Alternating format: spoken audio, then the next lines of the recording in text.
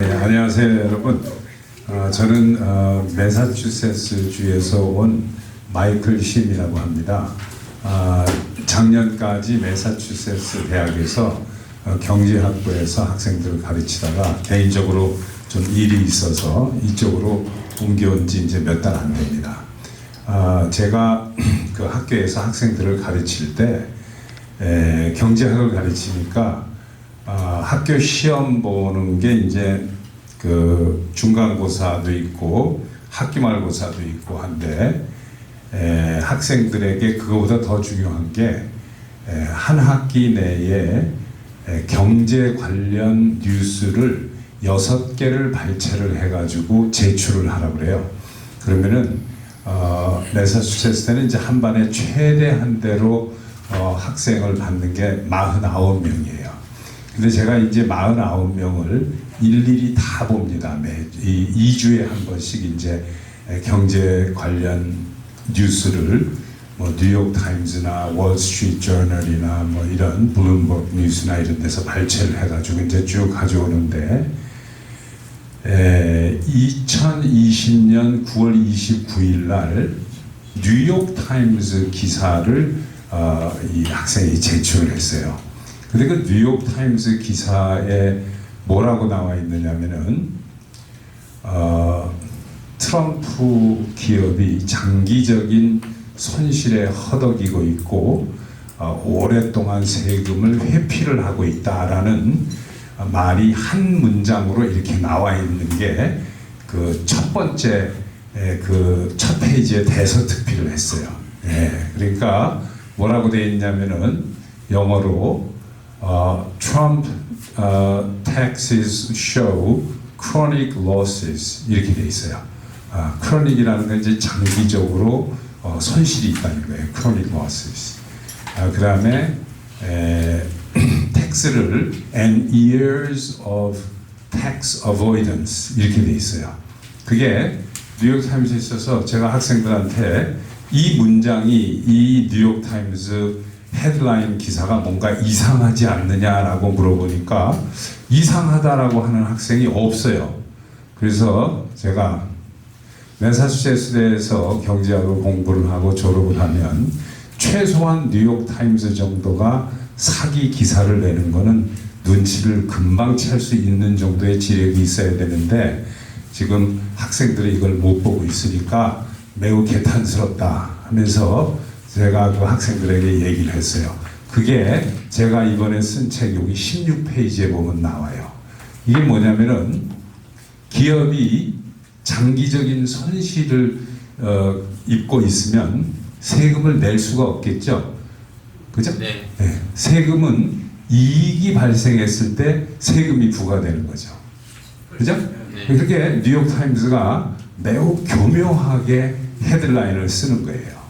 그래서 이제 그 이후로 여러 가지 이 뉴스 아티클이 신문 기사가 가져오면은 그걸 가지고 학생들한테 야 니들이 시험 못 봐도 된다. 이 뉴스 기사를 발췌를 해서 어떻게 교묘하게 미국의 언론들이 일반인들에게 사기를 치는지를 정확하게 올바른 증거와 라직을 가지고 앞에서 설명을 하면 A 학점을 준다 그래가지고 실제로 C나 D 맞은 학생들을 A 학점을 다 줬어요. 그 아직도 미국의 대학에는 아카데믹 프리덤이라고 그래가지고 교수가 학생이 엉망으로 시험을 봐도 A를 줘도 아무 말도 안 해요. 그런 그 자유는 아직 남아 있어요. 그러니까 이제 학생들이 그다음부터 공부는 안 하고 이 뉴스만 캐는 거예요. 그래가지고 뉴스를 갖다가 그냥 앞에서 발표를 쫙 하기 위해서는 공부를 학교 시험 공부하는 것보다 한 10배는 더 해야 돼요. 그러면서 학생들이 2021년도 2월 달에 미국의 기름값이 하늘 높은 줄 모르고 막 치솟기 시작한 거예요. 그래서 이 캘리포니아는 그 당시에 7불 50이 넘어갔어요. 갤런당. 기억하세요? 2021년도 2월부터 기억 못하세요? 이렇게 망각이라는 게 참 세월이 조금 흐르니까 바로 잊어버리시는데 2021년도에 학생들이 경제 관련 뉴스를 가장 많이 발췌해온 게 미국의 가스 프라이스예요. 근데 의견이 둘로 나뉘었어요. 어떤 학생들은 이 기름값이 올라가는 이유가 우크라이나하고 러시아가 전쟁을 해서 그렇다는 거예요. 그리고 또 어떤 학생들은 그게 아니라 이유는 모르겠는데 전쟁과 관계없다. 이런 이야기를 해요. 근데 그 전쟁과 관계없다라는 학생들이 맞는 거예요. 왜 그러냐면은 기름값이 치솟기 시작한 거는 2021년 2월 달부터고 우크라이나 전쟁은 2022년 그로부터 만 1년 후에 일어난 거예요. 그러니까 그래서 이제 그 미국의 정부 기관 중에 EIA라는 기관이 있어요. 그게 뭐냐면 Energy Information Administration이라는 기관인데 에너지 정보청이라고 이렇게 번역이 되겠죠. 거기 보면은 미국이 매일 또 매주 이렇게 월별 연별로 미국의 국내 오일 생산량이 쭉 나와 있어요. 그런데 2021년도 2월 달에 미국이 오일 생산량을 거의 3분의 1에서 한 30% 줄였어요. 그래서 많은 사람들이 사우디아라비아가 세계에서 가장 산유를 많이 하는 나라인 줄 오해를 하고 있어요. 완전 착각이에요. 그죠? 미국이 세계에서 가장 산유를 많이 하는 제1 산유 국가예요. 여러분들 그거 아셨어요? 미국에 오래 사시면서? 네. 아셨던 분 손 좀 들어보세요. 어유, 죄송합니다. 제가 이렇게 여기 계신 분들이 이렇게 박식하시고 많은 분야에 대해서 알고 계시는 줄 모르고 제가 그럼 수준을 조금 높여서 이야기를 하겠습니다. 자, 미국은 하루 석유 생산량이 13.3 밀리언 배럴이에요. 평균. 그러니까 1,300 배럴 이상을 뽑아내는 거예요. 그죠? 그런데 사우디아라비아는 9.9 밀리언 배럴이 하루 평균 이 산유량이에요. 그죠? 그러니까 미국이 최소한 25%에서 30% 정도 사우디아라비아보다 더 뽑아요. 그런데 전 세계 가장 석유 그 산유 매장량도 많고 생산량도 많은 나라들이 몇 나라가 있죠. 탑 한 4, 5 정도 되면 어디냐면은 미국, 사우디아라비아, 쿠웨이트, 뭐 이란, 뭐 베네수엘라 이런 데가 산유는 좀 적지만 매장량은 세계 탑 4, 5 이렇게 돼 있죠.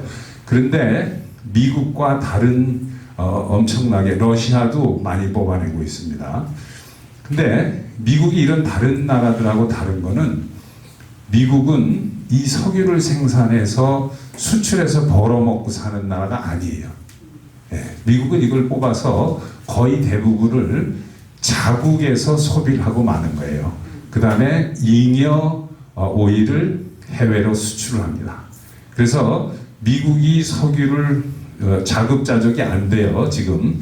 그래서 수입을 해오는데 미국이 국내 오일을 많이 뽑아서 자급자족을 하고 수출을 하게 되면 어떻게 될까요? 국제 유가가 쭉 떨어지겠죠. 미국의 그 석유가 국제 시장에 막 쏟아져 나오니까. 그런데 바이든 정권이 들어서자마자 2021년 2월부터 키스톤 파이프라인이라는 걸 잠궈버렸어요. 캐나다에서 쭉 내려오는 걸 그냥 잠궈버렸어요. 그리고 여기는 이제 셰일 오일이라는 거를, 그러니까 오일이 두 가지 오일을 생산합니다. 컨벤셔널 오일이라는 게 있고 텍사스나 알래스카의 그 오일 유전에서 이렇게 뽑아내는 거, 그게 있고 셰일 오일이라는 게 있어요. 셰일 오일이라는 건 뭐냐면 이렇게 쿠웨이트, 사우디 아니면은 텍사스, 알래스카처럼 뽑으면 기름이 이렇게 나오는 유전이 아니고 이렇게 돌 안반층이 있고 거기 기름이 조금 있는 거예요. 그 다음에 그 밑에 또 안반층이 있고 또 기름이 조금 있는 거예요. 요런 걸 보고 셰일 오일이라고 해요. 근데 이 셰일 오일은 뽑아낼 수 있는 기술을 전 세계에서 미국만 가지고 있어요. 예, 딴 나라는 있어도 못 뽑아요. 왜냐? 미국은 하이드롤릭 파워라고 물로 어마어마한 힘으로 이걸 때리는 거예요, 땅을. 그리고 그래서 물을 쭉 집어넣으면 물하고 기름은 상극이니까 기름이 위로 뜨겠죠? 예, 그걸 뽑아가지고 올리는 기술이 Shale Oil Production Technology인데 이건 미국만 가지고 있는 거예요. 그래서 펜실바니아든 뉴욕이든 이 셰일 오일이 지천으로 깔려 있어요. 예, 그래서 이거를 뽑아내기 때문에 엄청나게 오일이 쌉니다. 그런데 학생들이 바이든이 거짓말을 한다는 걸 알고 충격을 먹은 거예요. 제가 학생들한테 물어봤어요. 너 왜 그 우크라이나 전쟁 때문에 미국의 기름값이 올라갔다고 생각하느냐 하니까 Because President Biden said so in the news. 그러는 거예요. 뉴스에서 바이든 대통령이 그렇게 얘기했다는 거예요. 그러니까 경제학을 공부하는 학생들이니까 쭉 통계를 Energy Information Administration이니까 EIA.gov.gov를 치면 거기 쭉 나와요. 하루에 얼마를 뽑았다는 게. 그러니까 미국이 석유를 국내 오일을 가장 많이 생산했을 때가 2019년 12월 달이에요. 그때 400 밀리언 배럴 이상을 뽑았어요. 4억 배럴 이상을 뽑았어요. 미국에서. 그러니까 가스 프라이스가 엄청나게 쌌던 거 기억하세요? 미국에서 캘리포니아가 가장 가스 프라이스가 비싼 주인데 여기서 3불이 안 됐어요. 기억하세요? 네. 예. 근데 지금 2년 전까지 7불까지 이렇게 올라갔다가 조금 더 떨어졌는데 왜 떨어졌을까요? 바이든이 조용히 더 뽑고 있어요. 조용히. 예. 뉴스로 얘기 안 하고. 왜냐? 환경 보호자들한테 안 뽑는다고 그랬거든요. 예. 그러니까 아무튼 이렇게 해서 너무나도 교묘하게 이 가짜 뉴스가 많은 거예요. 그래서 제가 경제학을 하려면 학생들한테 이제 실제 경제 뉴스 같은 걸 가지고 가르치는 게 훨씬 더 빠르기 때문에 이론적인 걸 가르치는 것보다 그러다 보니까 학생들이 엄청나게 많은 뉴스를 가져오는 게 제가 여기 이번에 책에 몇 가지를 넣었어요. 하나는 중국 트럼프 대통령이 2020년 말인데 중국 은행에다가 빚을 어마어마하게 져가지고 중국한테 큰 소리를 못 친다라는 새빨간 거짓말을 기사로 냈어요. 이런 거짓말을 기사로 낸 신문사는 어디냐면 폴리티코라는 신문이에요. 네, 폴리티코. 근데 거기에 보면 Trump owes China millions of dollars and it's due soon 이렇게 돼 있어요. 트럼프가 중국에다가 엄청나게 수천만 불의 빚을 지고 있고 곧 만기일이 도래한다 이거예요. It dues soon. 예? 근데 완전 새빨간 거짓말이에요. 이제 이게 나오니까 중국은행이 다급해가지고 중국은행, 뉴욕의 중국은행 측에서 발표를 했어요. 지금으로부터 8년 전에 트럼프가 가지고 있었던 건물 아래층이 뱅크 오브 차이나가 렌트를 들고 있었는데 자기 건물에 렌트를 들었으니까 대출 받을 때 거기 그냥 은행에서 대출을 잠깐 받았다가 1년인가도 안 돼서 다 갚았어요. 그리고 끝이에요. 그런 적이 한 번 있었던 거예요. 근데 이거를 그렇게 엉터리 기사를 낸 거예요. 그러니까 뱅크 오브 차이나에서 성명서를 발표했어요. 사실대로 몇 년 몇 월 며칠 날 얼마를 빌렸다가 몇 년 몇 월 며칠 날 페이오프를 했다. 그리고 그 이후로는 어떠한 파이낸셜 트랜잭션도 뱅크 오브 차이나하고 트럼프 기관하고는 없다라고. 그러니까 폴리티코가 어떻게 그러면 정정 기사를 내야 될 거 아니에요, 그죠? 정정 기사를 안 냅니다. 안 내고 어떻게 바꿨냐면은 owes를 S를 빼고 D를 집어넣었어요. D. owed. 빚진 적이 있다고. 끝이에요. 그러니까 이런 식으로 거짓말을 합니다. 이거보다 더 기가 막힌 거짓말이 많아요, 뉴스에. 그래서 제가 그 7월 달에 11년 만에 한국에 갔어요. 간 이유가 서울대 경제학부에서 강연을 해달라고 해서 특강을 하러 갔고, 한국의 여의도 국회에 가면은 국회연구원이 있어요. 그리고 국회연구원 내에 무슨 그 외교 세미나가 있대요. 미국의 외교 정책에 대한 세미나.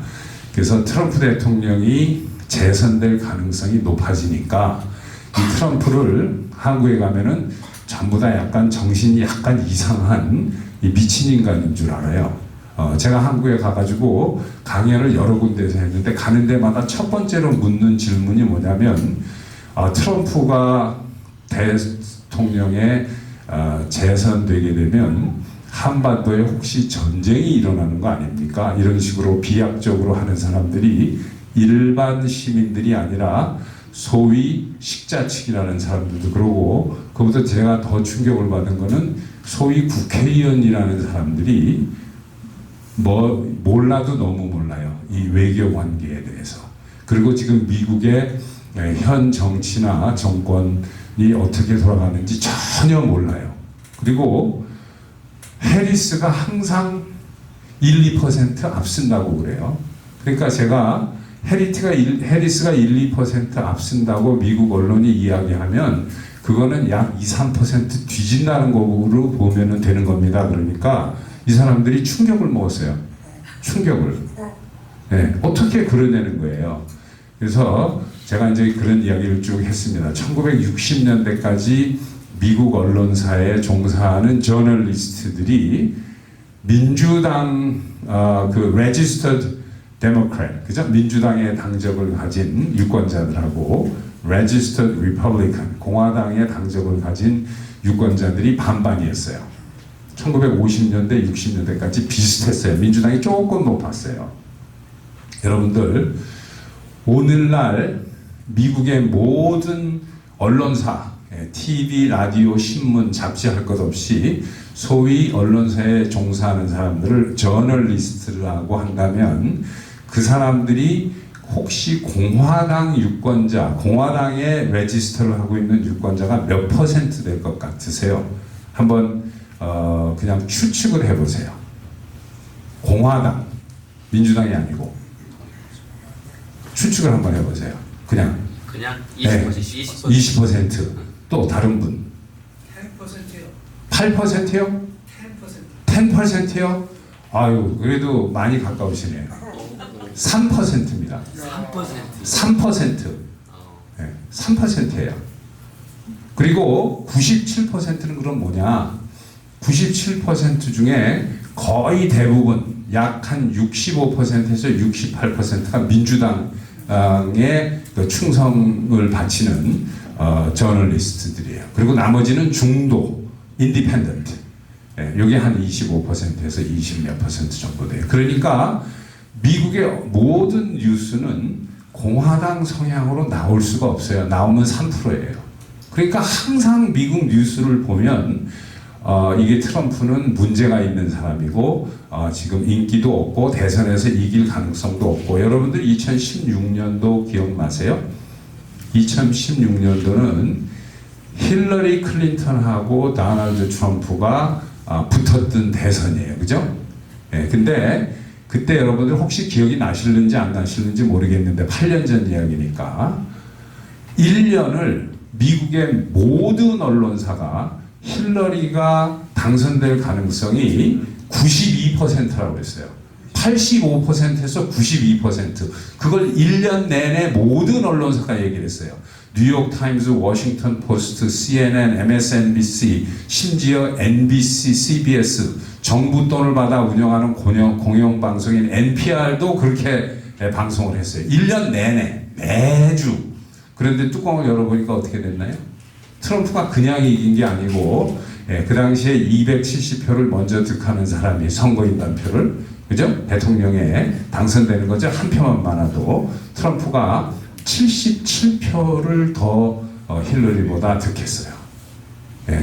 그러니까 그때 저도 충격을 먹었어요. 물론 언론이 좌경화되어 있는 건 알았지만 이렇게 1년 동안 모든 언론이 85%에서 95%, 그러니까 트럼프가 될 가능성은 실질적으로 없다고 그랬어요. 전무하다. 예. 기억 안 나세요? 여러분들 그때 미국에 안 사셨어요? 예. 그런데 그렇게 된 거예요.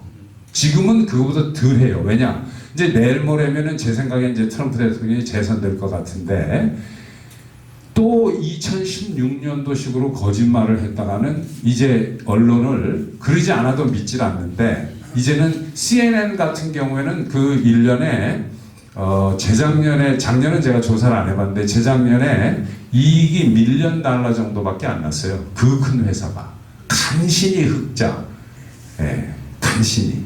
조금만 잘못하면 거기 이제 적자로 돌아서는 거예요. 안 보니까 하도 거짓말을 하니까 이제 안 보는 거예요.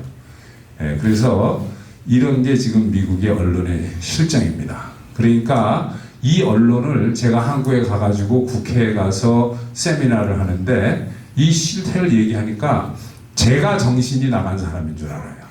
제가.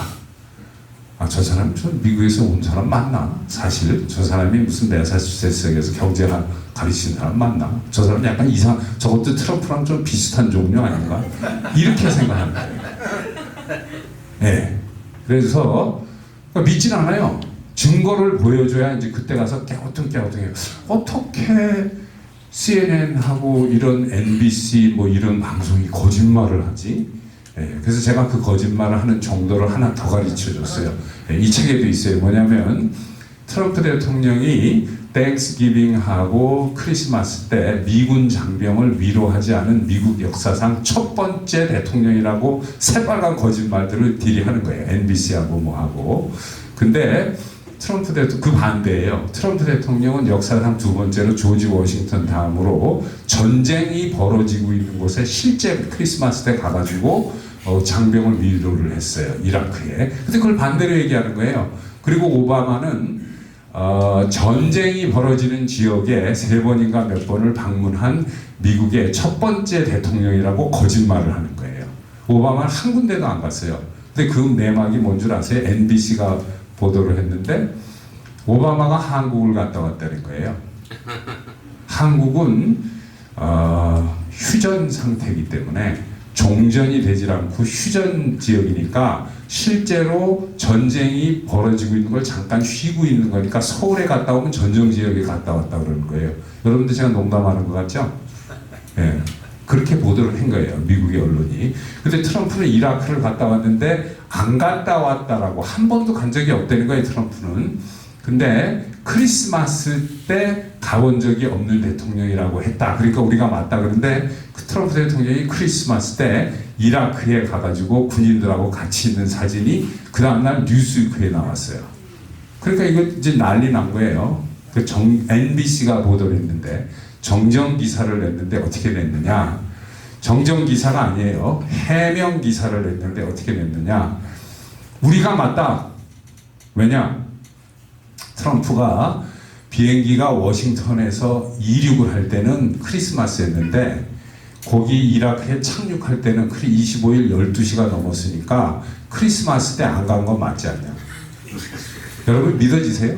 이게 NBC가 내는 해명 기사예요. 이 정도로 심각합니다. 미국의 언론이. 예, 근데 또 이런 이야기를 하면 잘 안 믿어요, 사람들이. 예. 그래서 셰럴 애킨슨이라는 기자가 있는데 이 셰럴 애킨슨이 슬랜티드라는 책을 썼어요. 슬랜티드라는 것은 이렇게 기울어졌다는 얘기예요, 한쪽으로. 근데 이분이 investigative journalist인데 investigative journalist는 기자가 무슨 형사가 범죄를 수사하듯이 막 파고들어서 보도를 하는 사람들 보고 investigative journalist라고 그래요.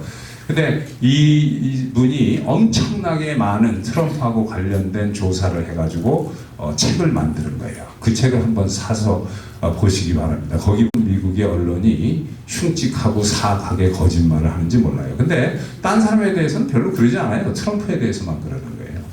네. 그 왜 그럴까요? 트럼프에 대해서. 여러분들 이제 세상을 오래 사시고 많은 경험을 하신 분이니까 쉽게 이해하실 수 있을 거예요. 트럼프에 대해서 그렇게 하는 이유는 미국이 1990년대 초에 아버지 부시 대통령이 미국의 외교 정책이 반세기 이상에 오던 것을 바꿨어요. 네, 바꿨어요. 근데 그 바꿀 때 민주도 공화당도 다 찬성을 한 거예요. 그게 어떻게 바뀌었냐면은 제가 시간이 없어서 간단하게만 말씀을 드리겠습니다. 미국의 외교 정책은 크게 네 가지예요. 첫 번째는 고립주의 정책이에요. 그거는 1945년도 이전의 미국의 외교 정책입니다.